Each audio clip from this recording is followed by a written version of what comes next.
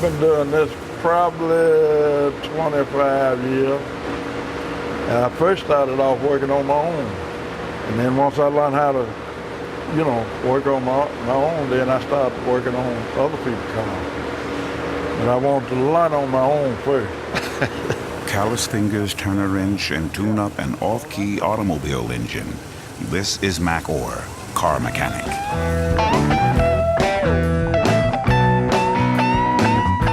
Calloused fingers tiptoe down an instrument's neck, then attack strings to coax a tune from an electric guitar.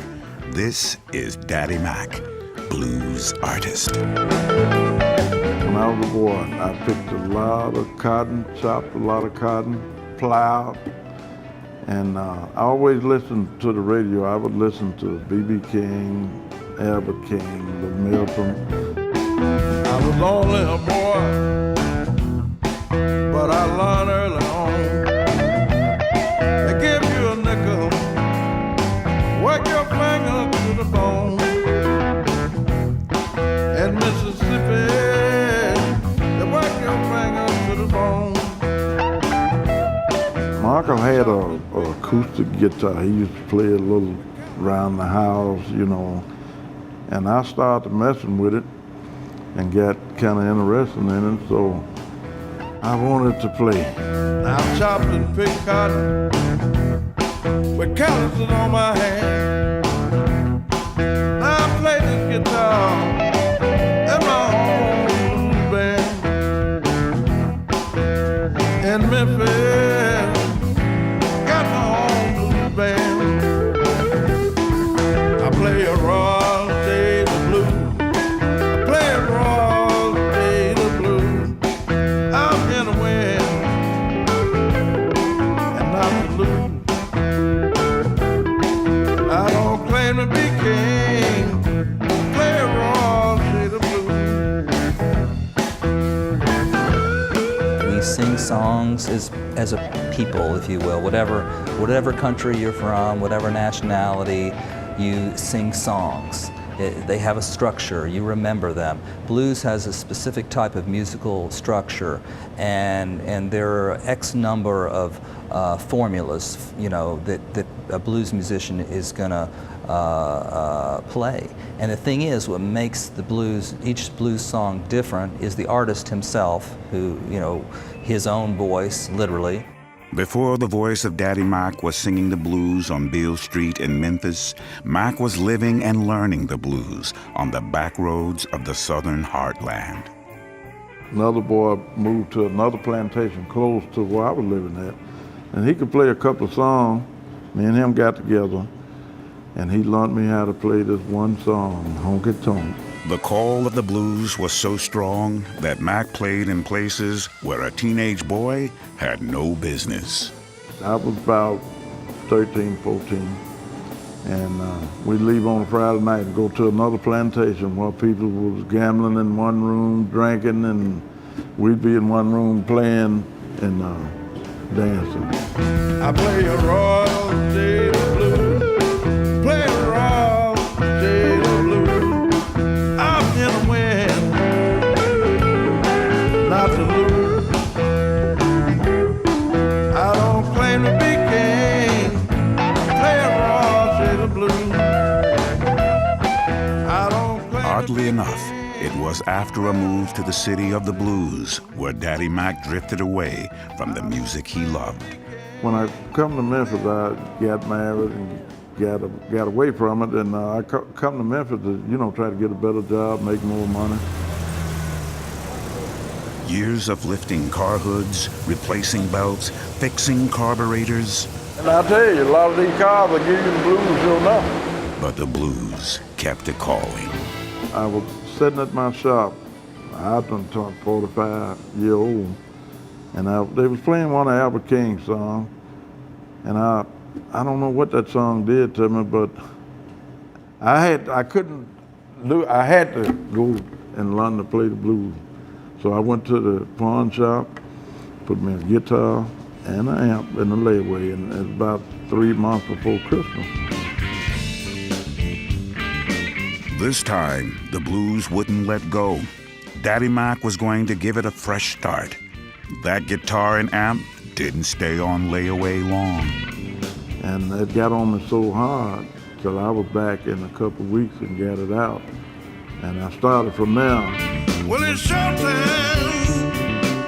Everything gonna be all right. At an age when few people risk change, Daddy Mack was on fire to take that risk. You got to really want to do it to learn it the way I did. And I really wanted to do it. And I think anything you want to do and want to do it bad enough, you can do it. To me, part of what makes Daddy Mack someone who's an example, and this isn't just musically, but he is a self-reliant man. And, you know, I would listen to a lot of stuff and ask people different things, you know, about playing music and just listening, you know. And that's why I learned the biggest of it, just by listening, playing by ear. He comes from a place where he didn't pick up the phone and call somebody to fix it or take care of it. Whatever comes his way, he's first gonna attack it on his own. And that's the way he approached music. You know, I had a lot of criticism. A lot of people said, well, you too old, your fingers, you know, won't work fast enough. But, you know, I think I surprised a lot of them, you know, 'cause I used to be around the house when they would come over and I'd be fooling with that guitar. It didn't sound like nothing then. And I would say, listen at this. You know, I would tell everybody, hey, listen at this. And they would get tired of that, you know. And, but I think they think different now. I might not be king, sitting high on the throne. I'll play this guitar all night long. I'll play for you people all night long. Adopting a nickname Mack got from a sales clerk at a car parts store, the Daddy Mack Blues Band was born. I'm in a win, not to lose. I liked what I heard. I heard good things about him. I thought, man, this guy is, it's fun, down-home blues. A series of solid recordings were well received by both critics and fans of the blues. A lot of places, you know, I get a lot of exposure, magazine, TV, and stuff like that. New York City, and did a picture in that AARP magazine, Living Blues magazine, and a whole lot of stuff. I'll be in a lot of stuff I don't even know about. The Daddy Mack Blues Band continued to play Beale Street and way beyond. But since I've been playing music, you might as well say I've been all over the world. And I never dreamed I, you know, would have went them places, because when I started, I figured I might play around the house or a little club or something, you know, just learn how to play. But everything took off but the money. Now Daddy Mack has the chance to live the dream he had as a younger man when he listened and watched his heroes play. Heroes like Albert King, B.B. King, and Little Milton. I would listen to them guys and I'd say, I wish I was a star like that, because, you know, they be playing to a lot of people, and a lot of people, you know, like they enjoying it and stuff like that, and that's what I wanted to do. So Daddy Mack puts down his wrench and picks up his blues guitar, and he plays and sings the music that gains its name from an emotion. When we break it down,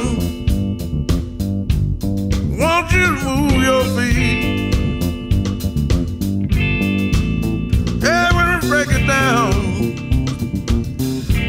come on and move your feet. I have to get a feeling to do that song good. If something don't really mean nothing to me, I can't get the feeling to do it. See, blues, you have to get it from him, you know, I think, to really play good blues. Yeah, it's your time. Sure gonna play the blues tonight.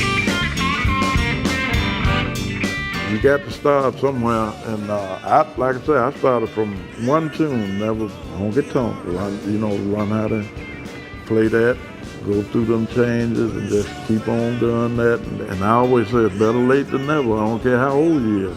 It's better late than never. Well, it's showtime